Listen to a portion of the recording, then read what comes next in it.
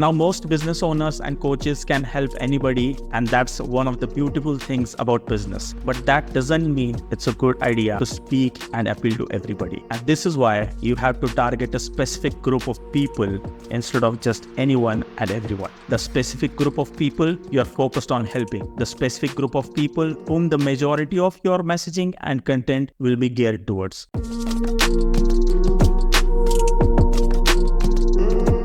If you try to appeal to everyone, you will likely appeal to no one. And you also might be think or say that only coaches, those who have worked for a long time, can make themselves different from others. Or you might say that I don't need to be different. I'm really good at coaching and I have the right training. Or you might also say that if I talk about a specific niche, I might push away the clients who do not fall under my niche. And I understand these might be your concerns. But here's what happens when you say or think like that. You will end up using the generic words and the language in your content that will not clearly highlight what sets you apart from the other coaches, what sets you apart from the saturated market. It becomes hard for you to explain why your coaching is special for the people who might want your help. And you will not learn enough about the people you want to help. So what you offer might not be what they actually need. And you can't really show what good things will happen if someone works with you as a coach. And lastly, you end up feeling stuck and uncertain about how to effectively differentiate yourselves from the other coaches or in the saturated market. And this is why you have to target a very specific group of people instead of just anyone and everyone in your business. So let's understand the market. So there are 3 core markets in the world where people struggle more and desire to get more and better in it. These are wealth, health, and relationships. You might be aware of these 3 core markets. Then within those 3 core markets, there are sub-markets. Like in health, there is nutrition, diet, strength, training, weight loss. And in the relationship, you can see there is love, sex, dating, marriage advice. And in wealth, there is real estate, finance, sales, or marketing.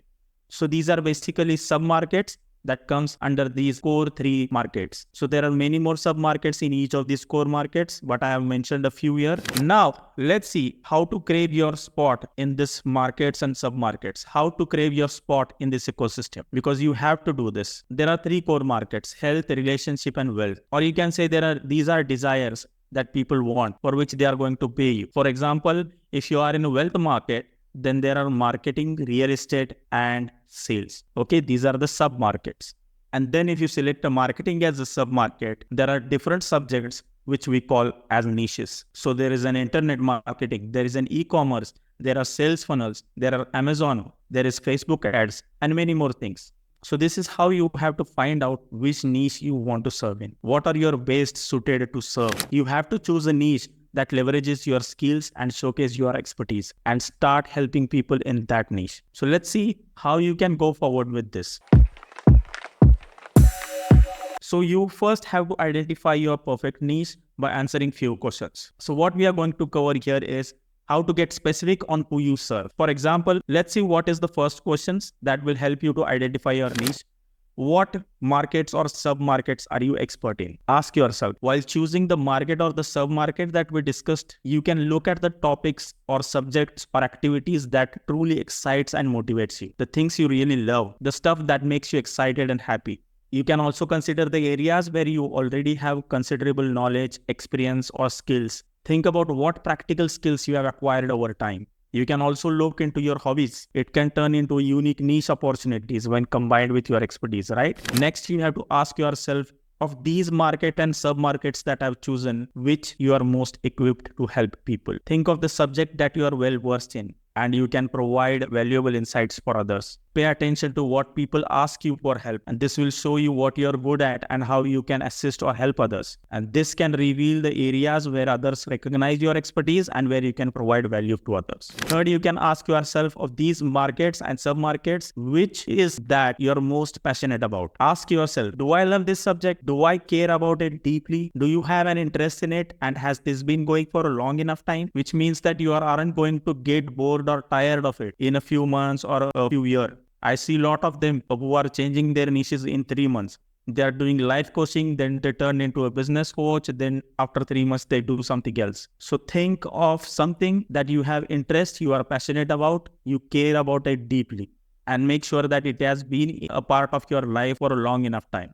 Also see that are you excited to teach about this, excited to coach about this, so that you will have more fun creating the content about it and teaching about it. Next, you can ask yourself what laser focused aspects of this market you are expert in. This is where we are going to niche down. Focus on the specific subject or topic within the sub market that you are expert, within the sub market that you are skilled, passionate, you are excited and you are happy about. Next, you can ask yourself, of these niches that I've selected, if I could get paid to do or make anything, what would that be? Imagine if you could get paid for anything you enjoy doing, what would that be? It will help you to find out what you love the most. So you have to answer yourself these 5 questions. And by doing these 5 steps, you can learn more about what you are truly interested in. And your special area could be a mix of your expertise, your passion, your skills, your hobbies. And it's totally okay. This special area is where you can share your skills and make a difference in a way that feels great for you.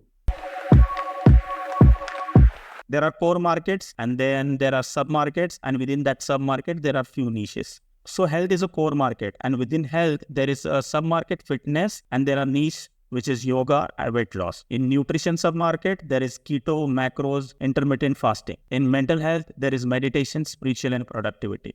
So if you are in the health market, you can fall into some of these niches. You might fall into a meditation niche or a spiritual niche, keto, macros or weight loss. Similarly, in wealth market, there are 3 sub-markets: marketing, operations and sales. There are many sub-markets, but I have chosen 3 here to give you an example. Okay.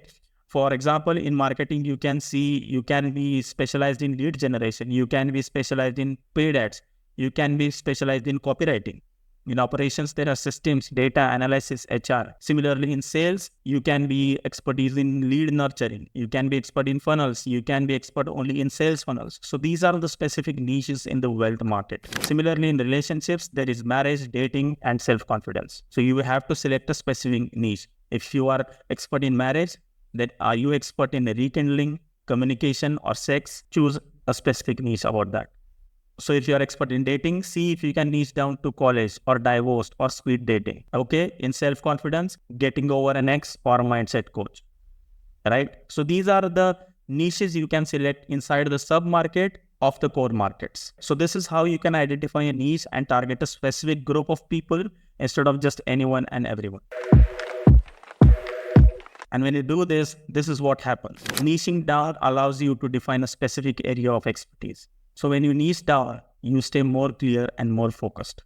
It's like being the go-to person for that specific thing. And now people will trust you more because you know a lot about it. When you have a specific niche, your marketing efforts can be highly targeted so that you can tailor on your messaging, your content and advertising that will resonate with your ideal clients. And that can increase the chances of attracting those clients who are genuinely interested in your services. And people are more likely to hire a coach who specializes in a particular problem or a goal. So if you are an expert in your specific niche, more people will want to work with you. The coaching industry is competitive, as you know, and having this niche will help you stand out. Now, lots of coaches are out there, but if you are the one who knows a lot about something specific, then you are unique. You're not like everyone else, and that's a good thing about it. When you specialize, you can charge higher fees for your services. People are willing to pay more for someone who knows exactly how to solve their specific problems. This is why when you specialize, you can charge higher fees.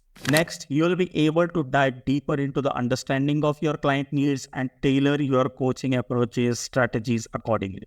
So when you know a lot about one specific thing, you can help people with that thing much better. You understand their problems and you can find the best solutions for their problems, right? You can gather more specific testimonials and case studies. So when you work within a niche, you can gather more specific testimonials, reviews, and case studies that showcases the results you have achieved with clients who are facing the similar challenges. And this makes other people trust you more. And this is why people say the riches are in the niches. How many of you have heard this quote? And this is really true. Stop being a generalist and instead define your own mountain and own it. You have to stop trying to be good at everything and instead choose a specific thing that you are really good at. Imagine it owning your own mountain and being the best at climbing it. Next, you don't go to a general doctor for the heart surgery, right? So if you needed a special heart surgery, you wouldn't go to a regular doctor. You would go to a doctor who is a cardiologist, right? That's what niching down is about.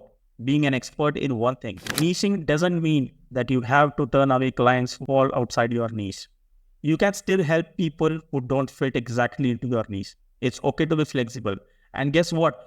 Even though you are focusing on your niche, your message, your content might still connect with lots of other people who are interested. It doesn't mean that your hyper-focused messaging won't resonate deeply with hundreds of people outside your niche.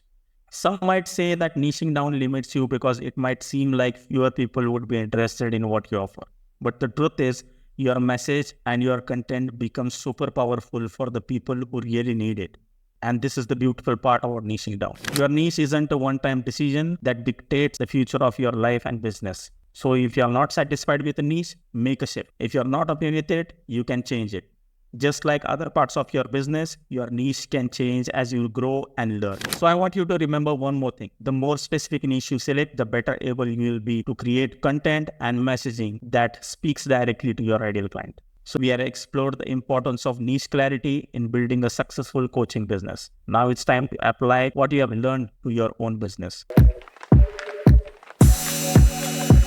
So if you have come up with your niche already and it feels right for you, congratulations. And if you're new to this concept, then complete the niche clarity worksheet, which is attached below this lesson. Open that file, make a copy of that sheet, go through that file, read all the instructions carefully and fill the sheet with your answers. So the sheet is all about identifying your niche. The 5 questions that we have seen, you have to answer those 5 questions so that you can come up with a specific niche.